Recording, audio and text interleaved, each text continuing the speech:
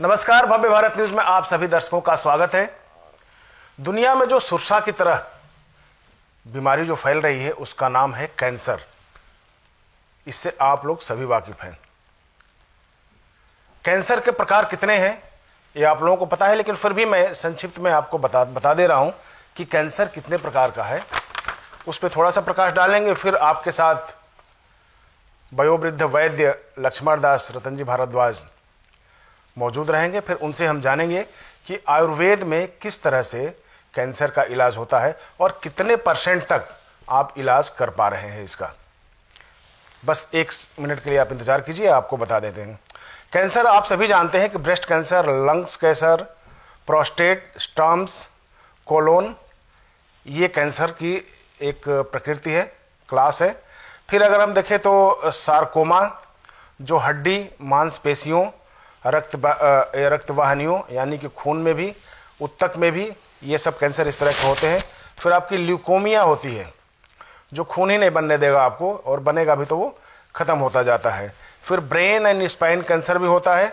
और कुल मिलाकर अगर देखें हम तो पूरे विश्व में 200 से अधिक कैंसर की प्रजातियां हैं, जो आज की तारीख में अगर देखा जाए तो भारत में 11% को अटैक कर रहा है और विश्व में करोड़ों करोड़ों लोग इससे ग्रसित हैं।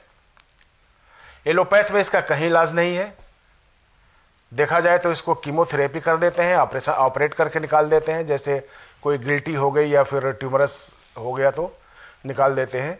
अगर कहीं इलाज इसका दिख रहा है तो वो है आयुर्वेद में।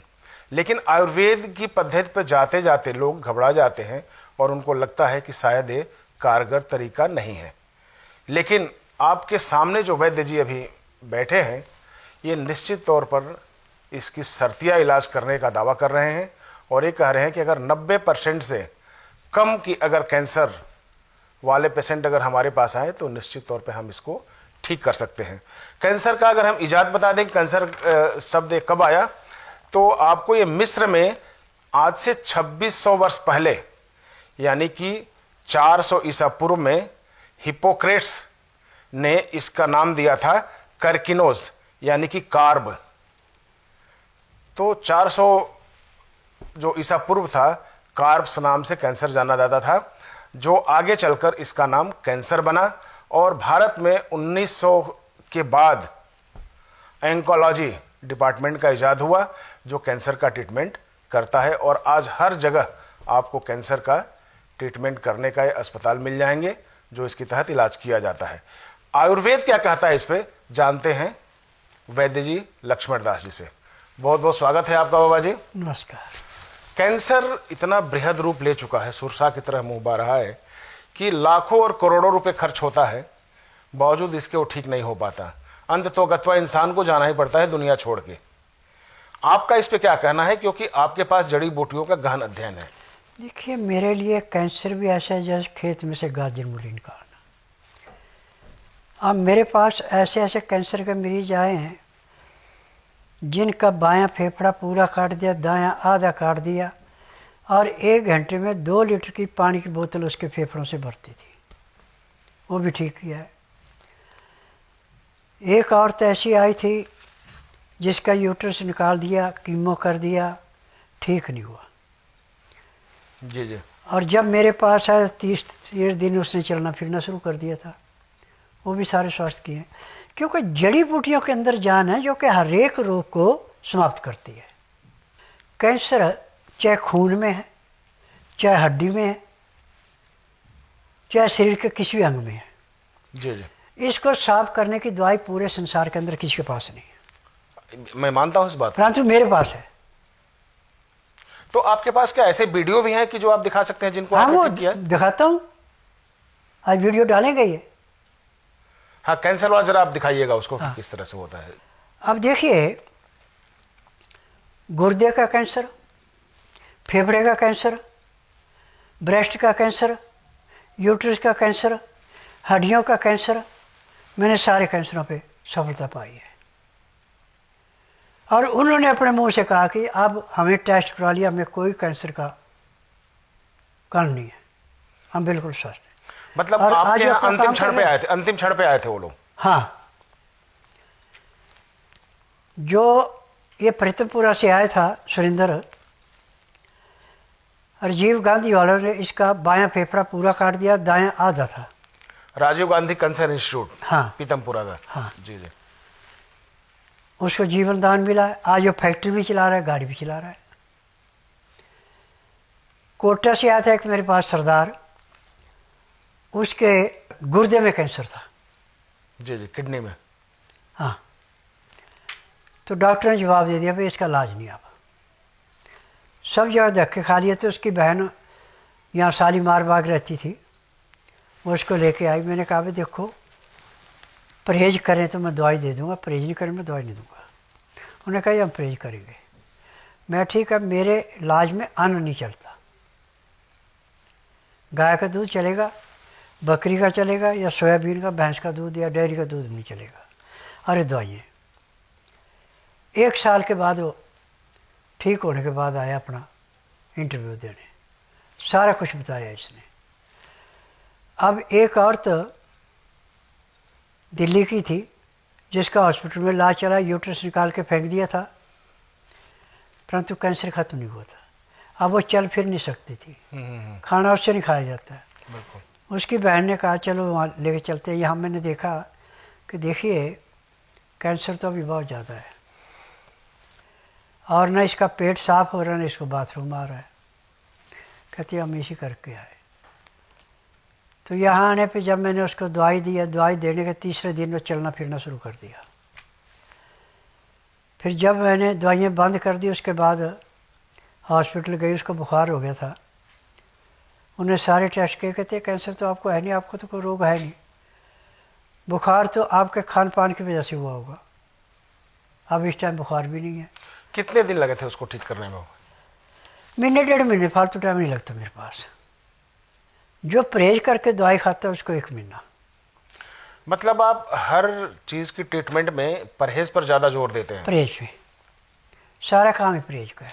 और जिनकी शिकायतें भी आ रही हैं, मुझे लगता है कि जो परहेज नहीं कर पा रहे हैं उनकी शिकायत आ रही उनकी शिकायत आएगी। जब परहेज नहीं करेंगे, जीभ का टेस्ट देखेंगे तो परहेज तो आएगा। सबसे ज़्यादा कैंसर फैल रहा है चीनी से, है। सल्फर वाली चीनी से। हाँ।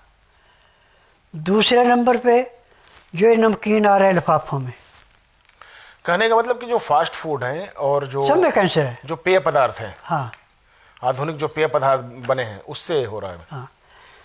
जो अमृतसर से लड़का आया था, इसको तो डॉक्टर ने कहा भाई दोनों टांगें काटनी पड़ेगी घुटने से ऊपर से। ओ, ये तो इतने मोटे जख्म थे और बड़ी दुर्गंध वाला बदबूदार रेसा आता था। परंतु जैसे मेरे पास आया, मैंने नाड़ी परीक्षण किया, नाड़ी परीक्षण के बाद दवाई खाने की दी, और जहाँ पे वो जख्म थे वहाँ पे अपनी दवाई लगा के पट्टी कर दी। पट्टी करने के आधे घंटे बाद कहते मुझे दर्द नहीं अब। और कैंसर का दर्द इतना भयंकर होता है जी जी। कि आदमी ना सो सकता, ना बैठ सकता, ना किसी से बोल सकता है। वो तो बिल्कुल शून्य हो जाता है। नहीं, कैंसर का नाम सुन के लोग जीने की उम्मीद छोड़ देते हैं। हाँ, वो और डरावनी स्थिति बन जाती है और लोग उससे परेशान हो जाते हैं बहुत ज़्यादा। तो आप बाबा जी जो दवाइयाँ इस्तेमाल कर रहे हैं इसमें कैंसर सब की, जड़ी बूटियाँ हैं। क्या बताना चाहेंगे कुछ और लोगों के लिए कि कैसे? देखिए, मुसलमानों को छोड़ करके सबको तो मैं गौमूत्र साथ में देता हूँ, और गौमूत्र में पैर के तलुए से सिर के बाल तक के हर एक रोग को काटने की क्षमता है। जी जी। परंतु गौमूत्र डायरेक्ट नहीं देते, इसको बॉयल करते हैं, डिस्टिल करके स्टीम बनाते हैं, स्टीम को ठंडा करके उसको देते हैं। डिस्टिलेशन के बाद देते हैं हाँ। उसको। जी जी। और ये आपका चाहे 50 साल रहे ना, ये बिगड़ेगा ना कुछ, गुण बढ़ते जाएंगे। जितना पुराना होगा उतना ही इसका प्रभाव ज़्यादा होगा। नहीं, इतने से तो काम नहीं चलता होगा, कुछ और आप देते होंगे उसके बाद? नहीं, दवाइयाँ देते हैं ना, और दवाइयाँ देते हैं। हाँ दवाइयाँ हैं। क्योंकि अगर इतनी आसान विधि होती तो फिर तो लोग कर लेते हैं। सबसे ज़्यादा हमने लीवर को ठीक करना है। आज तक किसी के पास लीवर की दवाई पूरी है ही नहीं, और लीवर को ठीक करने के लिए हमारे पास एक नहीं सैकड़ों दवाइयाँ हैं। ऐसे सबसे अच्छी जो दवाई है लीवर को साफ करने की, हरड़ भेड़ा आंवला त्रिफला, त्रिफला, उसमें अनुपात है कि 10 ग्राम हरड़ है तो 20 ग्राम आंवला भीड़ा, 40 ग्राम आंवला, ऐसे इसको मिलाते हैं। बिल्कुल। फिर इसके अंदर सौंठ, जीरा, दालचीनी, लौंग, जायफल, जावित्री, केसर, सुहागा भस्म, फटकरी भस्म, कलमी सोरा भस्म, सूचे मोती भस्म, ये सारी चीज़ें मिला करके तब ये अंदर दी जाती है। ये पैर के तलुए से सिर के बाल तक का हर एक रोग को ऐसे दवाई समाप्त करती है जैसे जलती अग्नि में पतंगा नष्ट होता है। आपका लीवर पूरा काम करेगा, पैंक्री इंसुलिन बनाएगी, पित्ते में तेजाब नहीं बढ़ा, आपका खून साफ बनना शुरू हो गया। गुर्दे ने उसको स्वीकार करके तिल्ली को दे दिया, तिल्ली ने दिल को दिया, दिल को ऑक्सीजन पूरी मिलना शुरू हुई, आपका कैंसर खत्म। आपके पास जो सबसे भयानक स्थिति वाले जो कैंसर पेशेंट आए थे, उनकी क्या स्थिति थी? देखिए, जो सुरेंद्र आया था प्रीतमपुरा से, इसका हर 1 घंटे में 2 लीटर की बोतल पानी की भरती थी, उसको निकालता रहता था। खाना इससे नहीं खाया जाता था। और थोड़ी थोड़ी देर में दर्दों को बंद करने के लिए पेन किलर खाता रहता था। यहाँ आने के बाद कोई पेन किलर नहीं खाया। 8 दिन में तो उसका पानी बंद किया और महीने सवा महीने में उसका कैंसर टोटली समाप्त हो गया। अब वो अपने आज़ाद है। आपसे मिलते हैं? हाँ, कभी कभी मिलते हैं या कभी फ़ोन पे बात हो जाती है। जी जी। क्योंकि मैं तो कहता हूँ भाई, ठीक होने के बाद ज़्यादा संपर्क करने की ज़रूरत नहीं है। पैसा बर्बाद मत करो, अपने काम की तरफ ध्यान दो। बिल्कुल सही बात है। अब जो राजस्थान का था, जिसके गुर्दे में कैंसर था, ये ठीक होने के 1 साल बाद आया था इंटरव्यू देने। आज वो बिल्कुल ठीक है। जिसका पीजीआई से इलाज चला हुआ था, बच्चा था, छोटा ही था, करनाल का था, उसका लीवर लारेज था। बिल्कुल। हाँ। और साल बाद जब चेक कराते कुछ नहीं होता था। जब उसको दवाई देके चेक कराए तो 1 महीने के बाद उसको बीमारी है नहीं, वो बिल्कुल ठीक।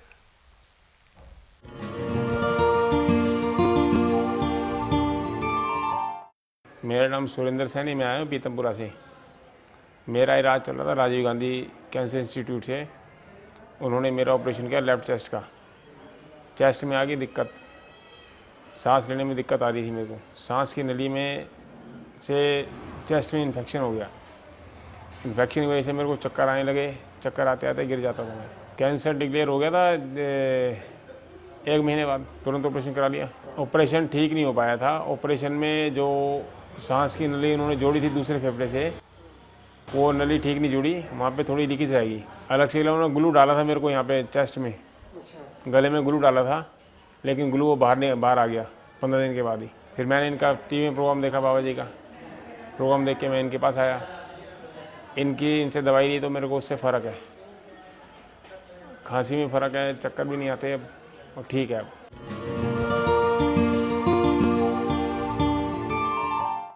मेरा नाम जसवंत सिंह है। मैं राजस्थान से आया हूँ, 12 ज़िले से, किशनगंज तहसील बालापुरा गांव है मेरा।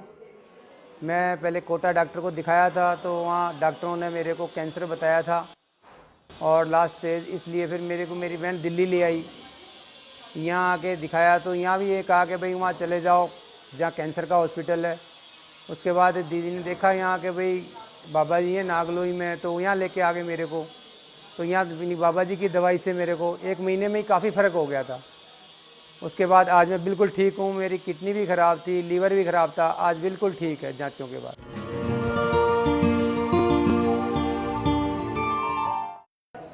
मैं मध्य प्रदेश के मंडला डिस्ट्रिक्ट से आया हूँ। मेरा नाम तुलसीराम झारिया है।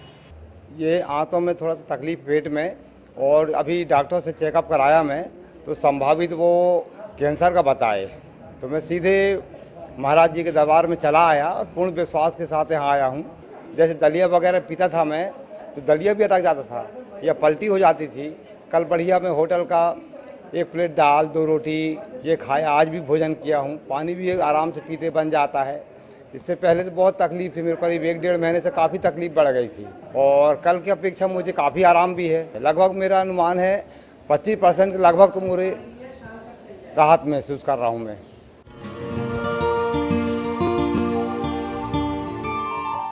मैं अमरीक सिंह डिस्ट्रिक्ट फतेहगढ़ साहब से हूँ। गांव मेरा जमाड़ा है। मैं अपने कैंसर के इलाज के लिए यहाँ आया हूँ। पहले भी बहुत डॉक्टरों को दिखाया है, पटियाला में भी, सरहंद में भी, खन्ना में भी।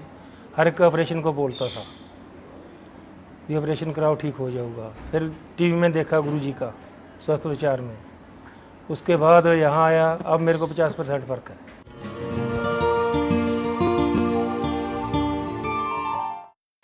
तो आप दर्शकों को क्या बताएंगे कि आपसे? दर्शकों से मेरा ये है कि मुझे किसी बीमारी का नाम नहीं बताना, कोई टेस्ट रिपोर्ट नहीं लानी, कोई घर की हिस्ट्री नहीं बतानी। जिस दिन मेरे पास आना उस दिन बुधवार नहीं होना चाहिए। अच्छा, बुधवार को बंद रखते हैं, छुट्टी रखते हैं? बुधवार की मैं छुट्टी रखता हूँ। अच्छा जी जी। गुरुवार से लेकर मंगलवार तक नाड़ी परीक्षण करता हूँ। नाड़ी परीक्षण में जिस दिन आना उस दिन रात्रि 10 बजे तक खा पी के दातन कूड़ा करके बड़ी इलायची मुंह में रख के चूसते रहें। जब तक मैं नाड़ी परीक्षण नहीं करूँ तब तक एक बूंद भी पानी नहीं पीना, ना कुछ खाना। 9 से 10 के अंदर अपना नामकरण कराना। 10 से 12 में नाड़ी परीक्षण करता हूँ। नाड़ी परीक्षण में 5 सेकंड में पैर के तलुए से सिर के बाल तक की MRI, CT scan, x ray, ultrasound, ECG, sonography सब कुछ 5 सेकंड में हो जाते हैं। फिर उसके बाद मैं बताता हूँ भैया ये है जी जी। अब जो मैंने तेल बनाया है, जिनको भयंकर दर्द हैं, उस तेल की मालिश करने से या ठीक ढंग से मालिश करते हैं तो 15-20 मिनट में दर्द समाप्त हो जाता है और 20% आराम तो उसको उसी दिन परमानेंट मिल जाता है। फिर ठीक ढंग से दवाई करते, जैसे गठिया का मरीज या हाथ पाँव टेढ़े पड़ गए हैं तो महीने 1.5 महीने में बिल्कुल ठीक होता, अपना काम करता है। संसार की ऐसी कोई बीमारी नहीं जिसका मैं इलाज नहीं करता। जी जी। और ये नहीं जरूरी कि हम दवाइयों से करें, हम तो उसको तरीका बताते भाई आप ये घर में कर लो ऐसे अपने आप। अब जैसे कैंसर का मरीज, किडनी का मरीज और जिसके पेट में पानी भर जाता है, जलोदर रोग, इसके लिए सबसे ज़्यादा काम करता है नीम का पत्ता, पीपल का पत्ता और काली मिर्च। यदि हम इसको धो के पीस के और मिट्टी के बर्तन में उबाल के 4 गिलास का 1 गिलास पानी रखते हैं तो उस पानी पीते उसको टट्टी पेशाब खुल के आना शुरू होता है, खून साफ होना शुरू होता है और वो खत्म हो गया। अब दवाई किस चीज़ की? परंतु जो उसके साथ और शरीर उसकी दवाइयाँ अलग अलग देनी पड़ती हैं। जी जी।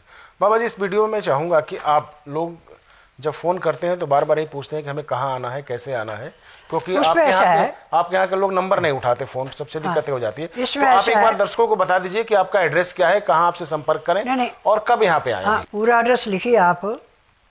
Shri Mahashiv Shaktipeeth Baba Balaknath Gayatri trust, Kotla Bihar, phase 2, Nangloi Najafgarh road, Delhi 110043। एक चीज़ और बता दीजिए बस, आपके यहाँ जो मरीज आते हैं उनके लिए भी, कि अगर कहीं बाहर से आ रहे हैं तो किस स्टेशन के बाद गाड़ियाँ? देखिए, ट्रेन से यदि आप पुरानी दिल्ली से आ रहे हैं तो 923 नंबर बस पकड़ें जो नांगलोई होकर नजफगढ़ जाती है। तो नजफगढ़ और नांगलोई दोनों का सेंटर है तेलंगपुर कोटला। कॉलोनी नंबर 2 पे स्टैंड बना हुआ, वहाँ आके उतर जाएँ। कॉलोनी नंबर 2 पे स्टैंड 2 पे है और वहाँ पे किसी से पूछने की ज़रूरत नहीं है। 30 फुट का रोड है, इसमें जब आगे आएंगे 500 गज के लगभग तो बड़ का पेड़ है बाहर, उसके साथ 5 मंजिला मंदिर है। बाहर लिखा हुआ गेट के ऊपर श्री महाशिव शक्तिपीठ बाबा बालकनाथ गायत्री ट्रस्ट। उसमें आके 9 से 10 के अंदर अपना नामकरण कराएं। 10 से 12 में नाड़ी परीक्षण करता हूँ। नाड़ी परीक्षण में मैं खुद बोलूँगा कि आपको तकलीफ़ है, किसी को मुंह से बोलने की ज़रूरत नहीं है, ना कोई टेस्ट रिपोर्ट लाने की ज़रूरत है, ना घर की हिस्ट्री बताने की ज़रूरत है। आप कहीं भी डॉक्टर के पास जाएंगे तो मशीनों से टेस्ट करेंगे, आपसे पूछें तब दवाई देंगे। अब वो दवाइयाँ खुद नहीं बनाते, मैं दवाइयाँ खुद बनाता हूँ। अब उनकी दवाई से आराम मिले ना मिले उनकी जिम्मेदारी नहीं, मेरी जिम्मेदारी है। ये तो बहुत अच्छी बात है। तो चलिए, आज बाबा जी ने ऐलान कर दिया है कैंसर की रोग की जो दवा है वो आप कारगर तरीके से देते हैं, और जो परीक्षण करते हैं उससे आप बता देते हैं कि कैंसर है कि नहीं है।